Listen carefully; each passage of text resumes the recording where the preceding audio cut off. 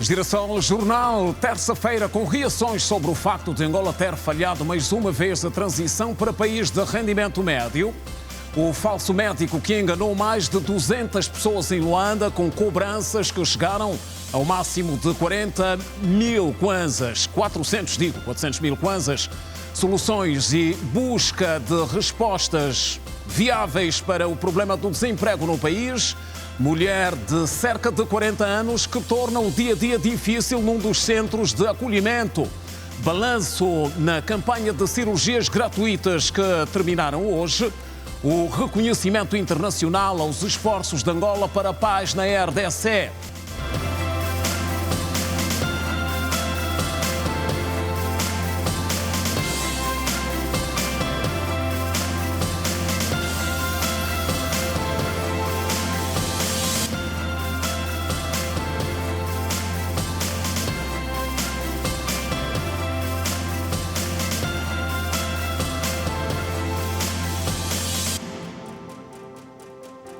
Olá, bem-vindo. A atualidade começa hoje com reações sobre o facto de Angola ter falhado mais uma vez a evolução para país de rendimento médio. Transição que deve acontecer apenas no próximo ano, se forem cumpridos, como tal, os passos exigidos. No meio social, são vários os pontos de vista sobre o assunto. A subida de categoria de Angola estava marcada para este mês, mas foi agora adiada pela Assembleia das Nações Unidas para 2024. Os anos consecutivos de recorrente recessão económica e a falta de diversificação na economia são alguns dos fatores que contribuíram para a permanência de Angola no grupo dos países menos avançados. O ideal para Angola é termos uma renda per capita na ordem dos 3, 4, 5 mil dólares por angolano por ano, e isto vai permitir que Angola consiga estabilizar-se aí a nível de países de renda média e poder crescer, poder satisfazer as necessidades do povo angolano, tanto de vestuário, de alimentação, de transporte, de viagem, de turismo e todos os requisitos necessários para um povo feliz e que vive com dignidade. Desde 2012 que Angola tenta atingir a meta de país de renda média.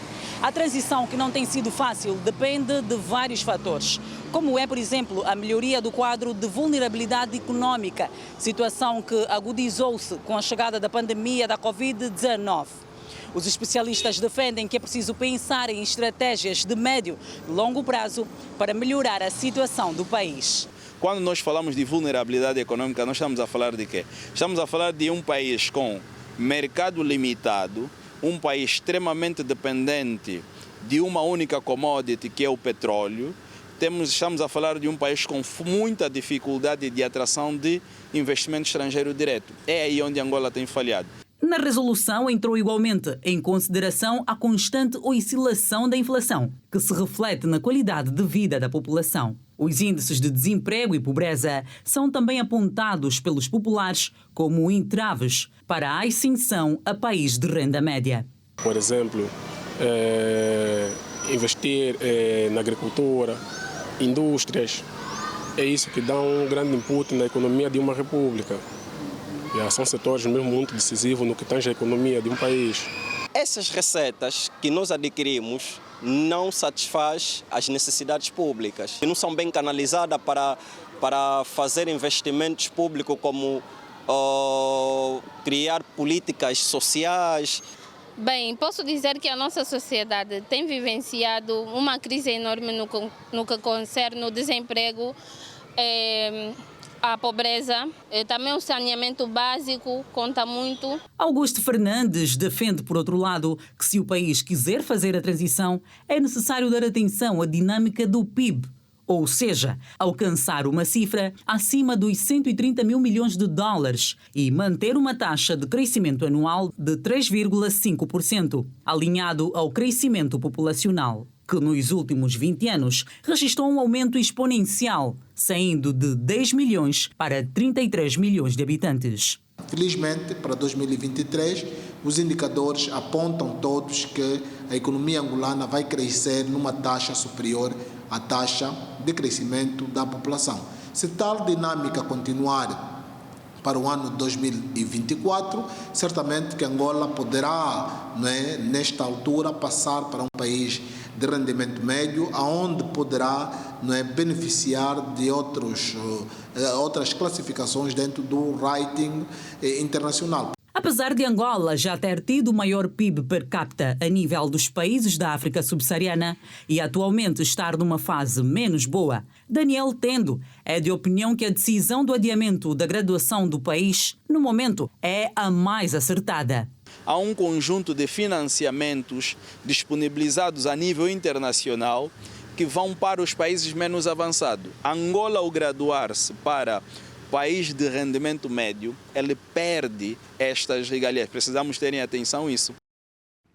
Soluções e busca de respostas viáveis para a situação do desemprego no país. Luanda foi hoje palco de mais um encontro que juntou o Ministério da Economia e parceiros como o Banco Mundial, que disponibilizou-se em apoiar novas iniciativas de geração de postos de trabalho, direcionados particularmente à mulher no meio rural.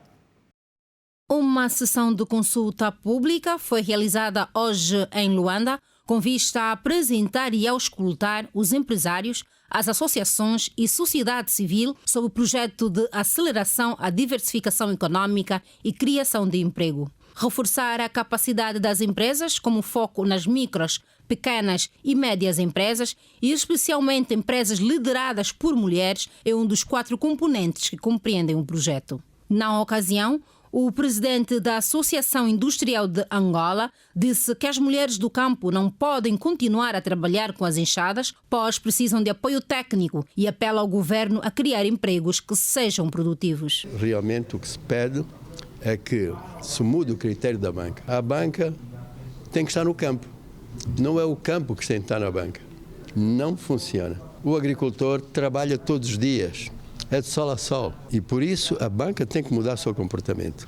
Tem que ter quadros que sabem de agricultura, que sabem de pesca, para que esta capacidade que nós temos de cerca de 3 milhões de famílias aumente a sua produtividade, crie riqueza e os seus filhos, vendo riqueza no campo, não tenham que vir para a cidade. Eu penso que neste momento nós precisamos criar muito emprego. Agora, temos que criar emprego que seja produtivo. Aquilo que o PAP faz nas cidades tem que ir para o campo. Porque enquanto fizermos mais projetos nas estruturas urbanas, mais gente vai vir para a cidade. E depois, o problema de vir-se para a cidade, temos problemas sociais. São problemas que as escolas não chegam, os serviços hospitalares não chegam.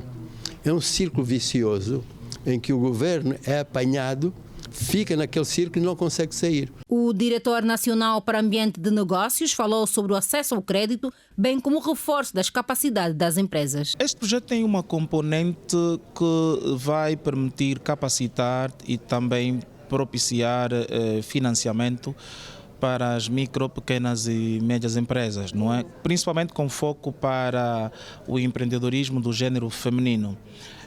Nós vamos trabalhar com várias instituições financeiras, principalmente por intermédio do Fundo de Garantia de Crédito, que vai poder multiplicar a alavancagem do projeto para podermos conceder financiamento às micro, pequenas e médias empresas. As empresas serão beneficiadas em função das condições que serão definidas previamente pelo projeto. O valor global do projeto está orçado em $300 milhões e esses valores serão subdivididos pelas componentes que integram o projeto. O projeto, apoiado pelo Banco Mundial, deverá servir para o fomento do emprego e da produção nacional por via da diversificação econômica e prevê levar a cabo até o fim de 2029. O Serviço de Investigação Criminal apresentou hoje um falso médico que realizava consultas de saúde reprodutiva com cobranças de até 400 mil kwanzas por tratamento. Na teia do enganador chegaram a cair mais de 200 pessoas. As mulheres são a maioria. Ter um filho ou uma filha entre os braços, para muitas mulheres é um problema, mas para outras nada tem mais valor do que usufruir de um bebê, porque dinheiro nenhum no mundo paga para a concretização desse sonho. Passei mal durante 2022. O marido teve que evacuar-me para a África do Sul. Quando eu chego na África do Sul, eu expliquei ao médico, o médico disse que aquelas injeções que ele aplicou, secou os óvulos, aquelas medicações que ele aplicou, fez com que os miomas todos apertassem o útero, então tens que ser submetida a uma intervenção cirúrgica. Há mais de 4 anos que este cidadão enganava centenas de mulheres com a saúde reprodutiva debilitada, cobrando-as montantes acima dos 2 milhões de kwanzas para engravidarem.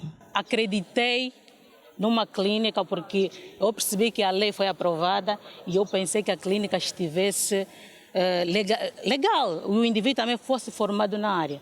Mas, infelizmente, temos conta que o indivíduo não é formado e tudo foi uma mentira. Eu dei primeiro 2.500.000, depois as medicações, ele diz que só ele que pode mandar para a Espanha as medicações. Foram aí, os exames 300 e tal, foi aí 500, tens que dar 500.000, senão não fazes a medicação nem a consulta. Todo paciente que passou tem que deixar aquele 500. As cidadãs lesadas que deram voto de confiança ao falso médico através de programas radiofónicos exibidos na Rádio Luanda contam que chegavam a pagar 400.000 kwanzas por um exame.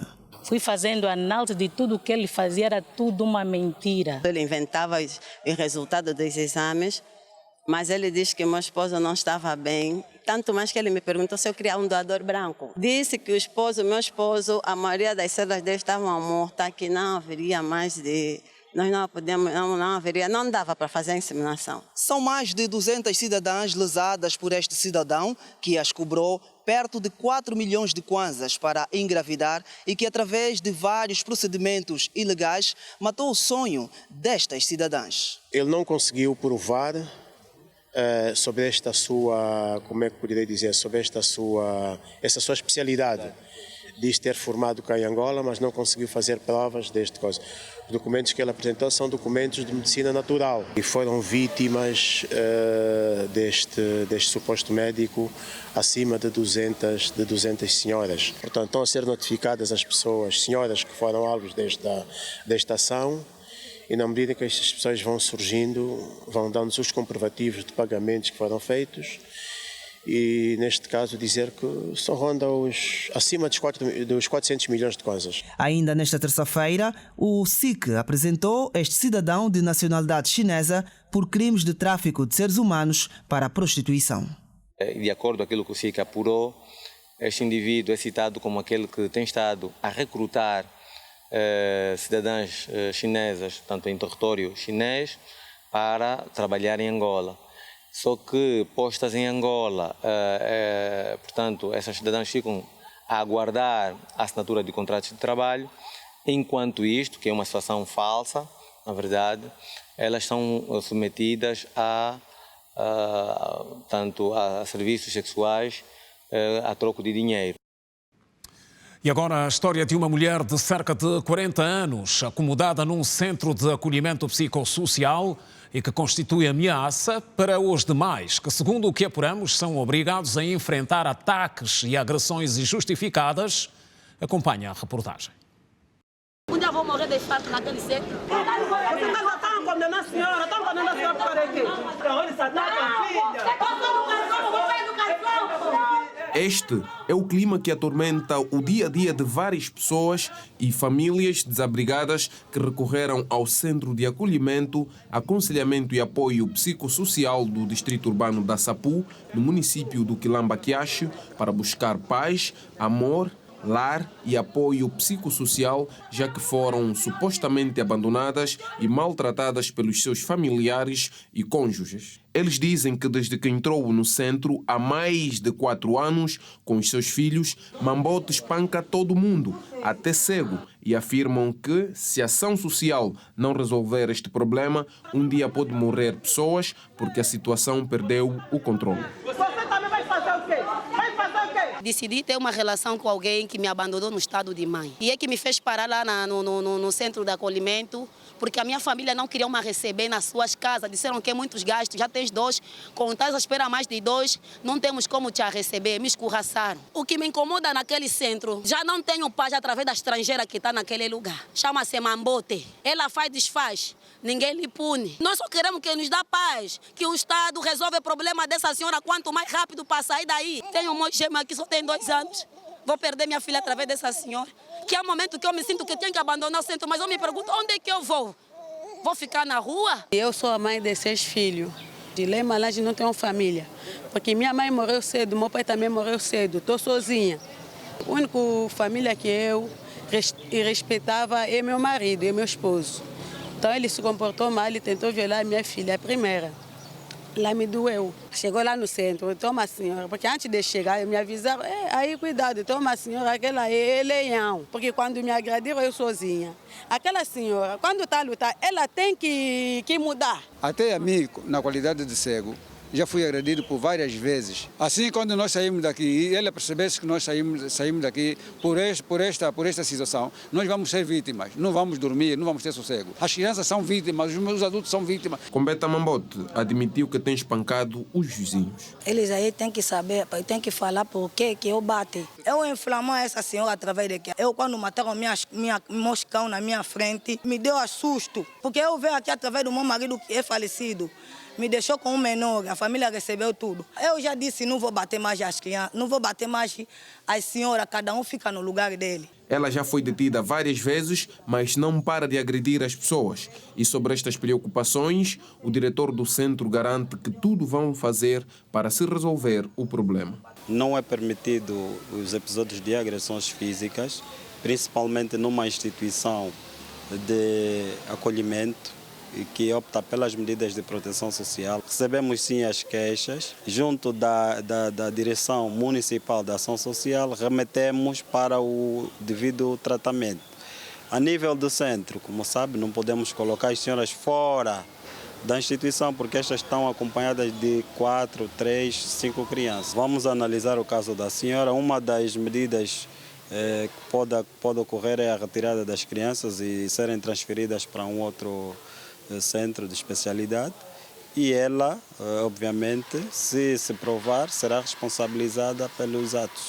Segundo a direção, o centro, que serve mais para passagem, com a duração de 6 meses para cada desabrigado vítima de violência, conta com cerca de 45 residentes.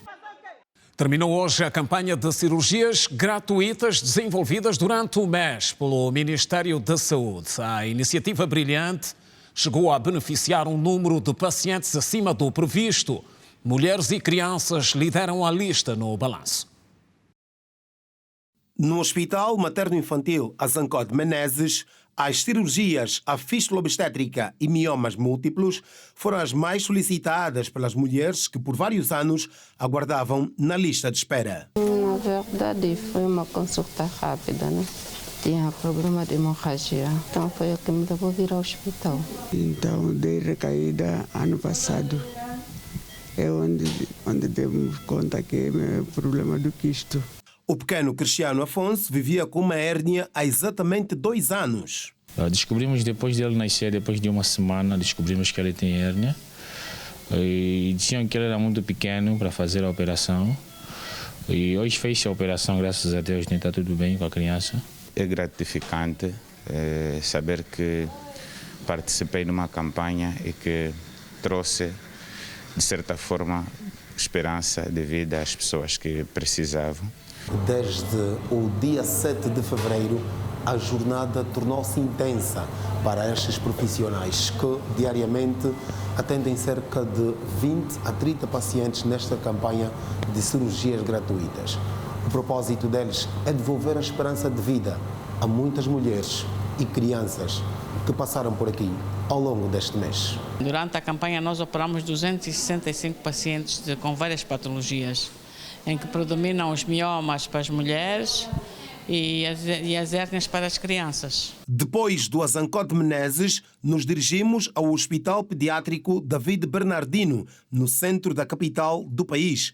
Lá encontramos o pequeno Délcio da Costa, que conviveu com uma hérnia durante 4 anos. Agora, ele poderá jogar futebol com os amigos. Brincar com meus irmãos, jogar bola. Graças a Deus essa campanha foi salutar, foi bem-vinda. Deu-nos apenas 5 a 10 dias e realizou a cirurgia. Acabamos de deixar a sala de cirurgias do Hospital David Bernardino, o Hospital Pediátrico de Luanda. Durante um mês de campanha foram atendidas cerca de 966 crianças, um número que ultrapassou a lista de espera e a expectativa dos médicos desta unidade hospitalar, que rondava entre os 400 a 500 pacientes. Foi para além daquilo que nós esperávamos.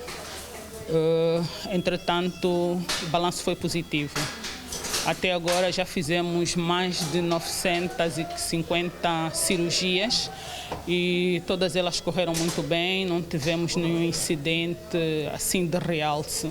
A nossa próxima campanha, nós estamos a pensar em fazer encerramentos de colostomia, que são aquelas crianças que têm o intestino fora, ali a nível do abdômen. Apesar do caráter nacional, a primeira campanha de cirurgias gratuitas foi realizada em Luanda e no Bié, numa iniciativa do Ministério da Saúde. O projeto teve como objetivo diminuir a lista de espera nas principais unidades hospitalares de referência. No próximo bloco, exonerações e novas nomeações feitas pelo Presidente da República e os desafios para a África nas reflexões que juntam líderes no Catar. Voltamos com as notícias depois do intervalo. Não saia daí. Até já.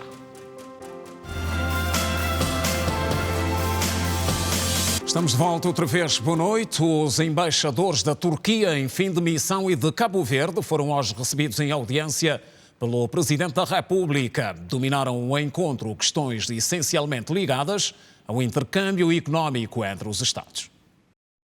O embaixador de Cabo Verde em Angola considerou ter havido um aumento na cooperação entre os dois países nos últimos 5 anos. No final de uma audiência com o chefe de Estado angolano João Lourenço, o diplomata cabo-verdiano afirmou que o bom momento das relações pode ser avaliado com base nos acordos bilaterais já assinados. As relações entre Angola e Cabo Verde deixam-as num nível de relações estratégicas, de modo que houve de facto um aprofundamento ao longo desses últimos 5 anos e 8 meses da missão aqui em Cabo Verde. Penso que existem motivos para esse aprofundamento, desde motivos históricos, culturais e de um relacionamento profundo, já que Cabo Verde tem, efetivamente, uma comunidade extremamente importante em Angola. Em razão de tudo isso, julgo ter-se proporcionado momentos muito interessantes e que levaram ao aprofundamento efetivo dessa relação e que se pode avaliar através dos acordos que foram assinados em várias áreas importantes dessa relação, nomeadamente a questão dos transportes aéreos, os transportes marítimos, a facilitação, portanto, do investimento privado e não só recíproco entre Cabo Verde e Angola, redução das taxas aduaneiras, acordos sobre o aprofundamento das relações administrativas, bastante grande de acordos assinados que nos permitem dizer que a relação entre os dois países se encontra de boa saúde. Jorge Figueiredo reafirma o compromisso de Cabo Verde em auxiliar Angola com a sua experiência no processo de implementação das autarquias locais, mas diz que o país deve definir o seu próprio caminho. Nós estamos neste momento a terminar 31 anos de autarquias locais. Aquilo que nós aprendemos ao longo deste período todo, através das trocas de experiências com outros países que também têm a autarquia local, é que cada país tem a sua própria história relativamente a este preceito. É evidente que aquilo que eu posso dizer, Cabo Verde já o manifestou várias vezes e está disponível, aberto para colocar a experiência dele ao serviço de Angola. Naquilo que considerarem importante a nossa experiência, falo-emos e dá-lo-emos com com todo o prazer e com todo o conhecimento que a nossa experiência acumulou. Noutro momento, João Lourenço recebeu em audiência o embaixador da Turquia em fim de missão, depois de 4 anos em Angola, acreditando que as relações de cooperação entre os dois Estados atingiram níveis bastante positivos, tendo-as considerado promissoras. Em resumo, é dizer que nos 4 anos do meu mandato, as nossas relações de cooperação entre os dois países atingiram níveis bastante positivos que podemos aqui considerar como promissores. Especificamente nos últimos 2 anos, em que tivemos 2 visitas presidenciais recíprocas, também tivemos a assinatura de mais de 25 acordos e protocolos, também importantes firmas turcas estão a investir em Angola, em setores importantes, e também aqui ressaltar, digamos, a ligação aérea de tal forma feita pela empresa aérea da Turquia que voa para Angola. Portanto, são todos esses elementos importantes da cooperação que alcançamos nos últimos 2 anos. Em 2020, a Turquia investiu em Angola cerca de 22 milhões de dólares em vários setores, estando o país africano interessado na experiência e potencial turcos na indústria têxtil, agroalimentar e automóvel, bem como na produção de eletrodomésticos e montagem de tratores e motorizadas. E o Presidente da República desloca-se amanhã à província de Huila para uma jornada de trabalho de algumas horas. Naquela região do país, o chefe de Estado procede à inauguração de uma importante infraestrutura ligada ao setor da saúde, segundo os serviços de Secretaria do Presidente da República. Ora, muito boa noite. O Sr. Presidente da República fará uma breve visita de trabalho à província da Huila amanhã, quarta-feira, mais especificamente por algumas horas na cidade de Lubango, com o propósito de inaugurar uma infraestrutura de prestação de serviços de saúde à mulher. Exatamente no Dia Internacional da Mulher, o Presidente João Lourenço vai repor em funcionamento a maternidade local, que beneficiou recentemente de trabalhos de renovação, trabalhos de reabilitação, ganhando-se assim mais um grande centro assistencial no quadro do amplo programa que tem permitido criar para o país um robusto Serviço Nacional de Saúde com hospitais modernos, maternidades modernas, enfim, uma vasta rede de infraestruturas por toda a parte, nas cidades, nas vilas, em comunas e bairros. Depois da cerimónia de reinauguração da maternidade, o Presidente da República deixará amanhã mesmo Lubango de regresso a Luanda. Boa noite. E à margem dos debates, na 5ª Conferência dos Países Menos Avançados no Catar, ganham espaço reflexões sobre o futuro de África e os líderes são unânimes em defender soluções locais para os problemas do continente. Os países africanos menos avançados estão a correr contra o tempo. A meta é cumprir com os Objetivos de Desenvolvimento Sustentável até 2030. Africanos reunidos em Doha para a 5ª Conferência das Nações Unidas entendem que o continente precisa criar políticas que possam impactar a vida dos africanos. Esta conferência não é apenas sobre países menos avançados, é sobre o que estes países fazem no terreno para ajudar o seu povo. Por quando voltarmos daqui a 10 anos, estaremos em condições para dizer que agora evoluímos para este nível. Porque este é o único caminho que temos. E os governos devem mostrar este caminho, liderar através de exemplos, porque se termos bons empregos, mas sem boas políticas, é perca de tempo.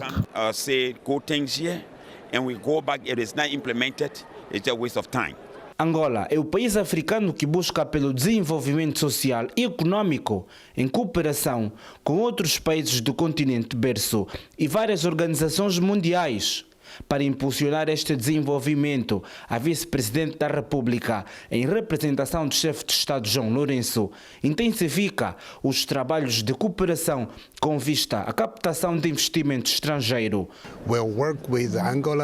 Nós trabalhamos com o governo angolano e pretendemos promover uma série de formações para profissionais de saúde em Angola que trabalham no ramo da medicina para o cancro.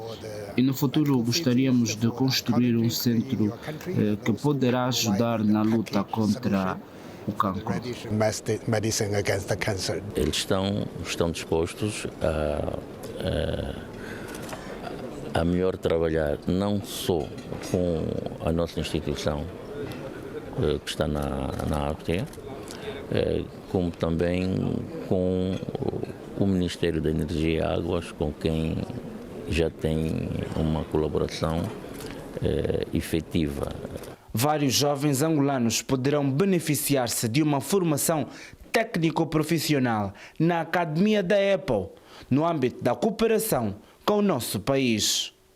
Na senda deste capítulo, nós estamos, conforme disse há pouco, a formar quadros angolanos para que a Angola possa tirar o melhor proveito possível e imaginário deste nosso projeto. No Catar, a vice-presidente da República visitou um dos mais importantes centros maternos do Médio Oriente, vocacionado ao tratamento de doenças raras. A ilustração fala por si. É uma imagem que simboliza os estágios da formação da vida humana. Este é dos maiores centros materno-infantil do Médio Oriente. Chama-se Sidra Medicine e é especializada em doenças raras, como a cardiomiopatia. Por exemplo, quando os pacientes vêm para as nossas clínicas ou para o nosso hospital e é um caso bastante complicado e os médicos não conseguem resolver esse caso porque o diagnóstico é muito complicado ou é uma doença que não cai nos quadros clínicos de outras doenças que são conhecidas, eles contactam-nos a nós e nós entramos em ação. É um trabalho que é muito difícil, requer muita dedicação, muito trabalho e, infelizmente, nós não conseguimos ajudar muitos pacientes ao mesmo tempo porque cada paciente é diferente e requer muito trabalho de investigação para nós conseguirmos compreender a doença e tentarmos arranjar uma cura que é personalizada para essa doença nesse paciente. A vice-presidente da República visitou hoje os laboratórios de biologia molecular, estudos de genoma humano, pertencente à Fundação Qatar, propriedade da primeira-dama do país. A nível do mundo há vários tipos de patologia e neste mundo moderno de hoje, os laboratórios como este, por exemplo, que chega a ser um dos melhores do mundo, se não o maior, conseguimos criar uma cintura que a nível da região, a nível do Médio Oriente, que conseguimos ajudar na descoberta de várias patologias similares e então isso é muito bom para a humanidade. De acordo com as políticas do país, o cidadão nacional não paga por 90% dos serviços prestados neste hospital, enquanto que para o cidadão estrangeiro a política é completamente diferente. Qatar é das nações mais ricas do mundo. Um país ainda em construção tem uma população de mais de 2 milhões de habitantes. Cerca de 75% das pessoas que vivem aqui são de outros países, principalmente da Índia, do Nepal, do Paquistão e do Bangladesh. Temos alguns compatriotas cá, cidadãos, mas consideramos a comunidade angolana fundamentalmente a trabalharem. Não temos conhecimento de imigrantes que estão aqui a viver, que não seja ao nível de contratos de trabalho. Não temos conhecimento para além do... Todos estão sob contrato. Temos o futebolista Gelson Dalla e a maior parte dos angolanos estão cá, estão no setor de petróleo e gás. Estão cá a trabalhar para as companhias de petróleo e gás e temos angolanos também a trabalharem na Qatar Airways. A cidade de Doha é rodeada de edifícios imponentes e de grande envergadura. Alguns são residências e outros hotéis. O país acolhe desde domingo a 5ª Conferência das Nações Unidas para países menos avançados, desta vez com foco na economia sustentável. Angola participa do evento com uma delegação chefiada pela vice-presidente da República. Angola é convidada para, nos dias 11 a 15 deste mês, fazer parte da Assembleia Geral da União Interparlamentar, no quadro da experiência na mediação de conflitos, com foco nas alterações climáticas e o reforço para a sua legislação. A experiência de Angola na mediação do conflito entre a República Democrática do Congo e o Ruanda vai ser partilhada na Assembleia da União Interparlamentar, que acontece no Reino do Bahrein, na capital Manama, de 11 a 15 de março.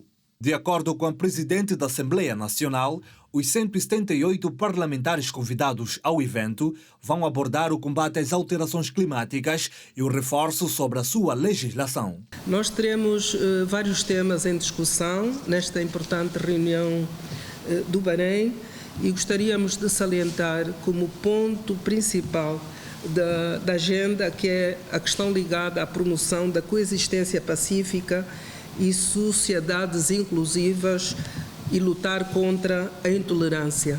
Angola vai preparada para participar neste debate geral, já nos inscrevemos, seremos dos primeiros países a tomar a palavra, vamos levar a experiência da promoção da paz no nosso país, da cultura de paz que nós estamos a desenvolver desde 2002 e também vamos falar sobre os avanços que nós temos vindo a ter do ponto de vista social, do ponto de vista econômico, do ponto de vista político, e tudo isso representa uma mais-valia e uma valência importante para a coexistência pacífica entre os povos, porque a coexistência pacífica passa pela tolerância, passa pelo diálogo, passa pelo respeito e, sobretudo, pela coexistência das pessoas num sentimento de igualdade e de oportunidade.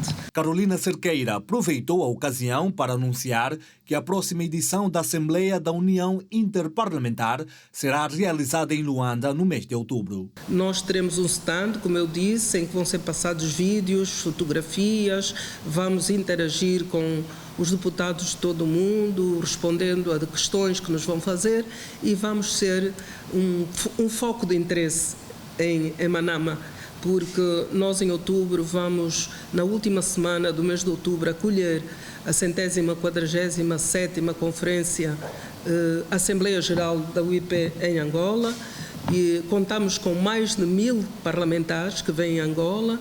E no quadro do 8 de março, Dia Internacional da Mulher, a líder parlamentar deixou uma mensagem às mulheres angolanas. Ser mulher é ser coragem.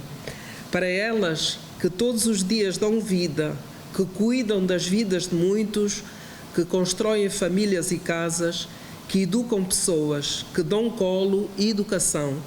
Para elas, as nossas mulheres angolanas e para todas as mulheres do mundo, que este dia seja mais do que a homenagem justa, que seja uma força firme para que continuemos a ser um pilar fundamental na sociedade. Porque ser mulher é ser coragem, é levar o mundo e os homens adiante em prol do desenvolvimento e de uma melhor humanidade. Feliz 8 de março a todas as mulheres. Atualidade internacional, secretário-geral da ONU enaltece papel do presidente João Lourenço na mediação para a paz no leste da RDC. Desenvolve este e outros assuntos a seguir a Edna Firmino no Compacto. Edna, boa noite. Boa noite, Simão Mundula. E boa noite a si que nos acompanha. O secretário-geral da ONU, António Guterres, evidenciou o recente envolvimento do presidente João Lourenço e campeão da União Africana para a Paz e Reconciliação com o grupo rebelde M23. Os combates prosseguem nesta terça-feira no leste da República Democrática do Congo, apesar do anúncio a 3 de março em Luanda de um novo cessar-fogo aceito pelo grupo M23. Confira agora outras notas internacionais. Os combates no leste da República Democrática do Congo recomeçaram na manhã desta segunda-feira entre o grupo rebelde M23 e o exército congolês na província de Kivu do Norte. O cessar-fogo estava marcado para as 10 horas desta terça-feira, mas os confrontos continuaram e os dois lados acusam-se de lançar ataques contra as suas posições. O tenente-coronel e porta-voz do Exército em Kivu do Norte declarou que os terroristas do M23 e seus patrocinadores da Força de Defesa do Ruanda lançaram um ataque que visava o contingente do Burundi, recentemente destacado como parte da Força Regional da Comunidade da África Oriental. Por sua vez, o porta-voz do M23, Willy Ngoma, disse que o seu grupo reagiu em legítima defesa porque o exército do Congo atacou todas as suas posições e a rebelião ainda estava sob ataque na manhã desta terça-feira. Os planos para a idade de reforma do presidente Emmanuel Macron voltaram a causar protestos nas ruas de França nesta terça-feira. Os sindicatos rejeitaram a reforma, que aumentaria a idade de aposentadoria para 64 anos, entre outras medidas. O governo francês pretende se manter firme e executar os planos que diz serem essenciais para o sistema de pensões não falir.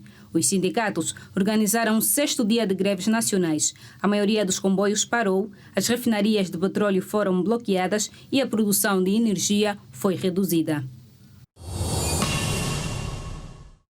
15 pessoas morreram e 42 pessoas ainda estão desaparecidas após um deslizamento de terra numa ilha da Indonésia. Equipas de resgate procuram sinais de vida nesta terça-feira. O porta-voz da Agência de Desastres, Abdul Muhari, disse que o deslizamento de terra foi estimado em 100 a 200 metros de comprimento e aconteceu nesta segunda-feira. O chefe da Agência de Resgate de Natuna disse que os militares serão mobilizados para ajudarem nos esforços de resgate e que alguns equipamentos foram enviados, incluindo ferramentas de extração e equipamentos de iluminação. Por hoje estão contadas todas as notas internacionais. Simeão Mundula, nós voltamos amanhã. Continuação de um ótimo jornal. Estamos juntos, Edna, estamos juntos. Até amanhã, bom descanso. E olhamos agora para esta informação, uma decisão das mulheres que pode comprometer ainda mais o crescimento demográfico na China, que já enfrenta uma crise de baixa populacional. Novos dados mostram que no país asiático muitas mulheres não querem ter mais filhos e as que querem não pretendem fazer mais do que um. A China tem 145 pessoas por cada quilômetro quadrado. É o país com a maior população do mundo, com mais de 1 bilhão e 300 milhões de habitantes. Viveu mais de 35 anos com a política de filho único, que determinava que cada casal devia ter apenas um filho. Mas fatores como o envelhecimento acelerado da população e o desequilíbrio de género motivaram a mudança do cenário. Apesar disso, dados indicam que o número de nascimentos tem reduzido e as mulheres são das principais responsáveis por isso, pois optam por não ter filhos ou ter apenas um. A decisão é geralmente influenciada por fatores como o custo financeiro para se criar uma criança, a necessidade de os filhos atualmente cuidarem dos seus pais idosos, bem como o impacto da maternidade na vida profissional da mulher, pois mulheres com filhos ou com a intenção de tê-los em pouco tempo têm menos oportunidade de conseguir emprego ou promoção. Os chineses tiveram pela primeira vez, desde o final dos anos 70, a chance de poder ter mais de um filho, com a abolição da política de filho único em 2015. Um processo que, na verdade, começou em 2013. Mas, ao contrário do que se esperava, a taxa de natalidade continua a reduzir, fato que não se registrava há mais ou menos 60 anos. Em 2021, o governo chinês aumentou o número de filhos por casal para 3. Ainda assim, a preocupação com o número reduzido de nascimentos continua. E para fazer face a esta realidade, foram sugeridos o apoio a mulheres solteiras para congelar óvulos, a isenção de taxas de mensalidade e a aquisição de livros da creche à universidade, bem como a concessão de direitos iguais aos filhos de pais solteiros que enfrentam dificuldades para registrar os seus descendentes e dar-lhe acesso a serviços de saúde, educação e outros. De volta ao país, o Presidente da República determinou em decretos assinados hoje e à luz da Constituição a exoneração e nomeação de embaixadores. Alfredo Dombe para o cargo de embaixador extraordinário e plenipotenciário da República de Angola, acreditado no Reino da Espanha. Azevedo Xavier Francisco, embaixador extraordinário e plenipotenciário da República de Angola, acreditado na República da Argentina. Carlos Alberto Saraiva de Carvalho Fonseca, embaixador extraordinário e plenipotenciário da República de Angola, acreditado no Estado do Vaticano. Cecília Caldeira da Conceição Rosário, embaixadora extraordinária e plenipotenciária da República de Angola, acreditada no Reino da Suécia. Clemente Pedro Francisco Camenha, embaixador extraordinário e plenipotenciário da República de Angola, acreditado na República da Índia. Eustáquio Januário Kibato, embaixador extraordinário e plenipotenciário da República de Angola, acreditado na República da Guiné-Conakry. Fidelino de Jesus, Florentino Pelinganga, embaixador extraordinário e plenipotenciário da República de Angola, acreditado na República de São Tomé e Príncipe, Francisco José da Cruz, embaixador extraordinário e plenipotenciário da República de Angola e representante permanente das Nações Unidas em Nova York, Isabel de Jesus da Costa Godinho, embaixadora extraordinária e plenipotenciária da República de Angola, acreditada na República da Áustria e representante permanente junto da Organização das Nações Unidas e outras organizações internacionais em Viena, José Bamukina Zau, embaixador extraordinário e plenipotenciário da República de Angola, acreditado na República Federal da Nigéria, José Luís de Matos Agostinho, embaixador extraordinário e plenipotenciário da República de Angola, acreditado na República da Guiné Equatorial, Júlio Belarmino Gomes Maiato, embaixador extraordinário e plenipotenciário da República de Angola, acreditado nos Emirados Árabes Unidos, Manuel Eduardo dos Santos da Silva Bravo, embaixador extraordinário e plenipotenciário da República de Angola, acreditado na República Federativa do Brasil, Maria de Jesus dos Reis Ferreira, embaixadora extraordinária e plenipotenciária da República de Angola, acreditada na República Portuguesa, Maria Filomena Lobão Telo Delgado, embaixadora extraordinária e plenipotenciária da República de Angola, acreditada na Confederação Suíça, e Miguel César Domingos Bembe, embaixador extraordinário e plenipotenciário da República de Angola, acreditado na República Democrática Federal da Etiópia e representante permanente junto da União Africana e Comunidade Económica para a África. Notícias na última parte do jornal. O presidente da Libéria anunciou que concorre a um segundo mandato em meio a críticas crescentes de falta de contacto com a população do país afetada por uma crise de escassez de alimentos e preços altos. O presidente do Congresso para a Mudança Democrática, atual líder da Libéria, George Weah, prometeu continuar os programas que visam o crescimento econômico e a baixa inflação, caso vença as eleições de outubro deste ano.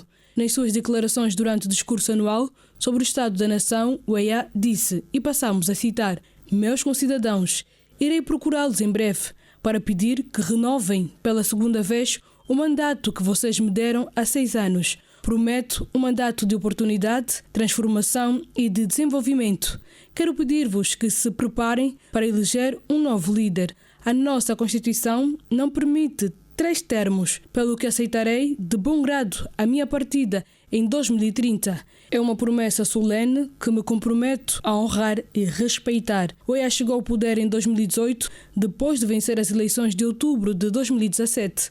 A eleição na Libéria está marcada para o dia 10 de outubro. O país ainda está recuperado das guerras civis consecutivas de 1989 e 2003, que mataram mais de 250 mil pessoas. O atual presidente da Libéria e ex-estrela de futebol jogou no AC Milan entre 1995 e 2000. Recorde-se que em 1995 foi eleito o melhor jogador do mundo pela FIFA e recebeu a Bola de Ouro, sendo o único africano a receber ambos os prémios. E assim terminam também as notícias na edição de terça-feira do Girassol Jornal. É sempre um prazer. Voltamos amanhã no mesmo horário. Boa noite.